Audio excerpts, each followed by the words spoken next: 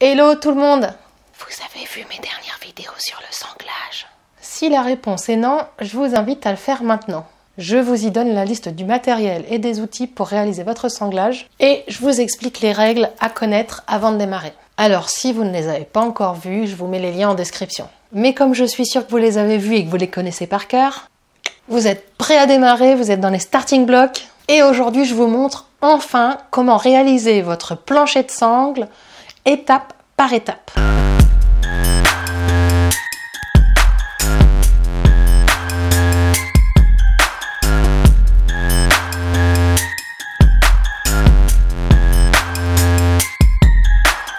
Pour l'exemple, j'ai pris une chaise toute simple que j'avais pris le soin de dégarnir, c'est-à-dire retirer tout ce qu'il y a dedans pour mettre le bois à nu. Si vous avez vu la vidéo précédente sur le matériel, vous vous êtes donc installé à un coin de table. Vous posez la chaise à l'envers parce que vous voulez aller travailler en dessous et vous la bloquez avec un serre-joint.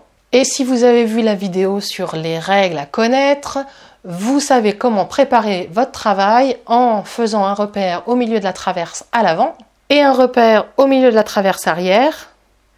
Et vous avez aussi tracé un trait aux 2/3 des 4 traverses. Pour démarrer votre sanglage, vous prenez votre première sangle, vous la repliez sur environ 1,5 cm et vous venez la placer à l'avant du siège, au bord de votre repère du milieu, ou à califourchon si vous arrivez à faire tenir une sangle de plus que moi sur la largeur, et tout contre votre trait des 2/3. Une fois qu'elle est bien positionnée, vous la fixez avec 2 rangées d'agrafes de 12 mm ou des semences si c'est plus pratique pour vous.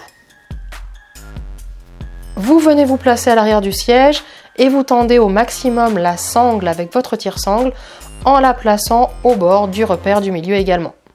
Vous mettez 2 rangées d'agrafes à l'intérieur de votre trait des 2/3. Vous coupez votre sangle à 1,5 cm ou 2 cm. Vous la repliez sur votre trait des 2/3 et vous remettez une rangée d'agrafes. Voilà, votre première sangle est posée. Easy. Je vous rappelle qu'un sanglage se fait toujours de l'avant vers l'arrière. Donc, une fois que votre première sangle est posée, vous retournez sur l'avant du siège, vous repliez une deuxième sangle et vous venez la poser de l'autre côté de votre repère du milieu. Ou à côté de la première si elle était à califourchon sur le repère. Désolée, j'adore ce mot. Vous la placez bien contre votre repère des 2/3 et vous mettez 2 rangées d'agrafes. Vous venez tendre à l'arrière du siège en collant la deuxième sangle contre la première et vous mettez 2 rangées d'agrafes en faisant bien attention à ce qu'elle soit à l'intérieur de votre trait des 2/3. Vous coupez à 1,5 cm ou 2 cm, vous repliez et remettez une rangée d'agrafes. Et vous continuez comme ça en posant vos sangles les unes à côté des autres, de part et d'autre des premières de l'avant vers l'arrière, jusqu'à ce que vous n'ayez plus de place sur la traverse à l'arrière.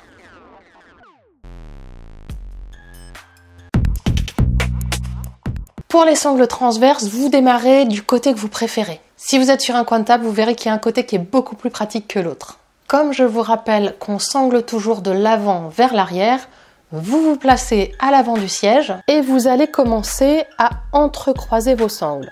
C'est-à-dire que vous passez votre première sangle transverse au-dessus de la première sangle avant-arrière, puis en dessous de la deuxième, au-dessus de la troisième, et ainsi de suite jusqu'à ce que vous arriviez de l'autre côté. Il faut que votre sangle soit le plus à l'avant possible de votre siège, donc contre les pieds avant. Et ensuite, la technique est exactement la même que pour les sangles avant-arrière. Vous repliez le bout de votre sangle, vous le placez au bord du pied et contre le repère des 2/3 et vous mettez 2 rangées d'agrafes. Vous venez tendre au maximum de l'autre côté en plaçant la sangle au bord du pied. Vous mettez 2 rangées d'agrafes à l'intérieur du trait des 2/3. Vous coupez à 1,5 cm ou 2 cm. Vous repliez sur le trait des 2/3 et vous posez une rangée d'agrafes. Maintenant, la deuxième sangle transverse doit venir en quinconce de la première pour réaliser un damier. Donc, si vous avez commencé votre sanglage transverse en passant la première sangle au-dessus de la première sangle avant-arrière, cette fois, vous la passez en dessous, puis au-dessus quand l'autre était en dessous, puis en dessous quand l'autre était au-dessus, etc. jusqu'au bout.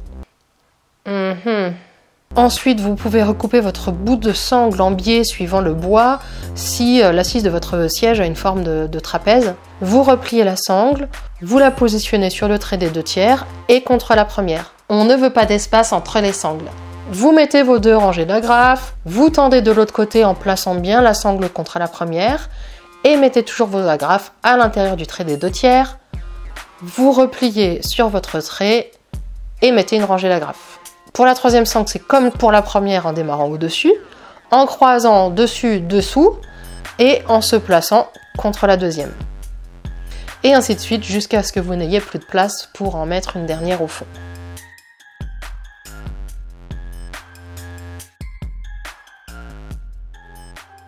Voilà, vous avez terminé votre premier sanglage.